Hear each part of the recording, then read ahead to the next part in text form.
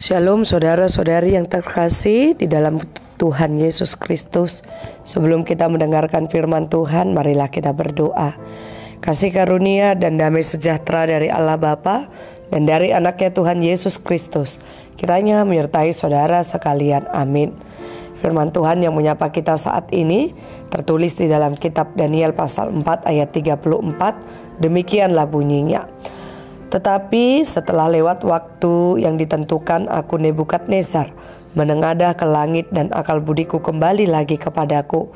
Lalu aku memuji yang maha tinggi dan membesarkan dan memuliakan yang hidup kekal itu, karena kekuasaannya ialah kekuasaan yang kekal dan kerajaannya turun-temurun. Demikian firman Tuhan. Saudara-saudari, kita ketahui bersama bahwa Raja Nebukadnezar adalah salah satu raja yang memimpin di wilayah kerajaan Babel yang kala itu mempunyai kekuasaan yang sangat luas di dunia. Bangsa-bangsa lain takluk kepadanya dan termasuk bangsa Israel. Bangsa Israel mengalami masa pembuangan dan tertawan selama 70 tahun di Babel. Peristiwa ini terjadi akibat dosa-dosa mereka kepada Allah. Meskipun telah berulang kali diperingatkan Tuhan melalui nabi-nabi, namun umat Israel tidak mengindahkannya dan tetap hidup di dalam dosa. Tuhan memakai bangsa Babel untuk melaksanakan kehendaknya bagi bangsa Israel. Tuhan menjadikan Babel sebagai bangsa yang kuat dan berkuasa atas bangsa Israel dan lainnya. Namun hal ini tidak disadari oleh Nebukadnezar dan ia menjadi sombong dengan mengira bahwa kejayaan kebangsaannya oleh karena dirinya. Firman Tuhan saat ini berkata bahwa Allah benar-benar membenci kesombongan. Orang sombong akan ia rendahkan dan orang yang rendah hati akan ia tinggikan. Ketika Nebukadnezar menyombongkan diri, maka terjadilah apa yang telah disampaikan oleh Tuhan.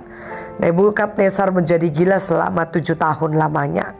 Ia makan rumput dan telanjang, kuku dan rambutnya menjadi panjang tak terawat. Berhati-hatilah dalam sikap hati kita dalam situasi kejayaan atau kemakmuran atau kesuksesan. Jangan sampai diri kita merasa bahwa pencapaian kesuksesan itu terjadi karena kekuatan, kepandaian, dan juga kemampuan kita. Kita harus menyadari bahwa semua itu adalah karena kemurahan dan pertolongan Tuhan. Ia yang mengangkat raja dan ia pula yang menurunkan raja. Ini berarti bahwa kuasa dan kedaulatan ada pada Allah, bukan terletak di dalam hidup kita. Maka dari itu saudara-saudari, manusia tidaklah berdaya menghadapi dan meraih apapun dalam hidupnya bila tanpa campur tangan Tuhan. Oleh sebab itu, marilah kita tetap senantiasa hidup di dalam kerendahan hati untuk memuliakan Tuhan.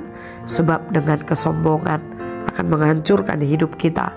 Karena itu janganlah sombong, melainkan marilah selalu memuji Tuhan yang telah kita muliakan di dalam hidup ini.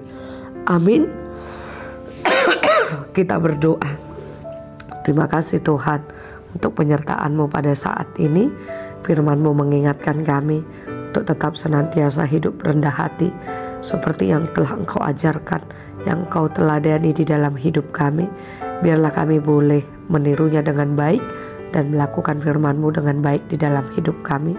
Berkati segala pekerjaan kami, aktivitas kami sepanjang satu hari ini. Ampuni kami Tuhan akan segala dosa dan pelanggaran kami. Hanya di dalam nama Tuhan kami Yesus Kristus kami berdoa dan bersyukur kepadamu. Kasih karunia dan juga anugerah dari Allah Bapa dan juga persekutuan daripada Roh Kudus kiranya menyertai saudara sekalian. Amin.